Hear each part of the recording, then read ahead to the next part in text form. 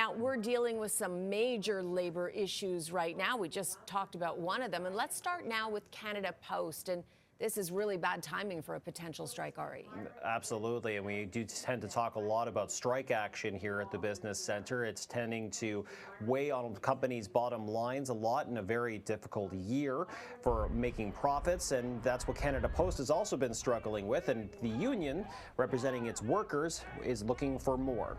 So workers at Canada Post could walk off the job as early as Friday after the union submitted 72-hour strike notice today. And Canada Post also issued a lockout notice to those unionized workers today. Essentially, both sides appear to be losing patience with each other. The union says it's asking for fair wages, safer working conditions, and the right for workers today and in the future to retire with dignity and new services at the public post office. But both sides have been bargaining for almost a year and still no end in sight. Now, Cynthia, it's worth noting that the federal labor minister, Steve McKinnon, said that the government would not intervene if it did come to a strike. Bad timing, though. I mean, this is also a time when Canada Post has acknowledged it's struggling financially.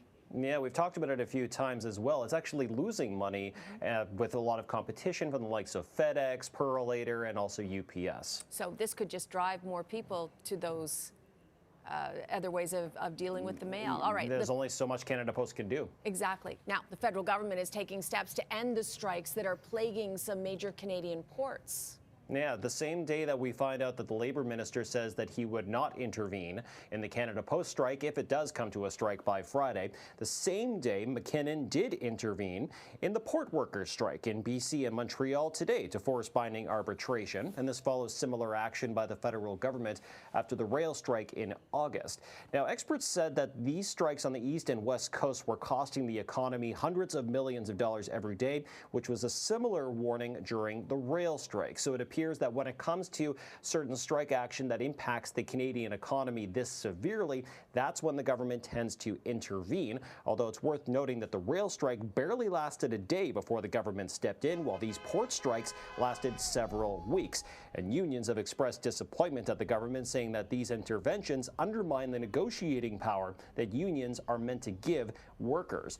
So again, the Labour Minister says that they will not intervene with Canada Post, but already did today with these port worker strikes.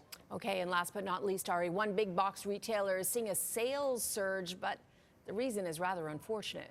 Yeah, so I guess it's a bad news is good news scenario for Home Depot's bottom line, because they just reported quarterly earnings and analysts were expecting the company to show a continued drop in revenue. But last quarter was a little bit better than analysts were expecting, and it has to do with, yes, hurricanes and other severe weather situations.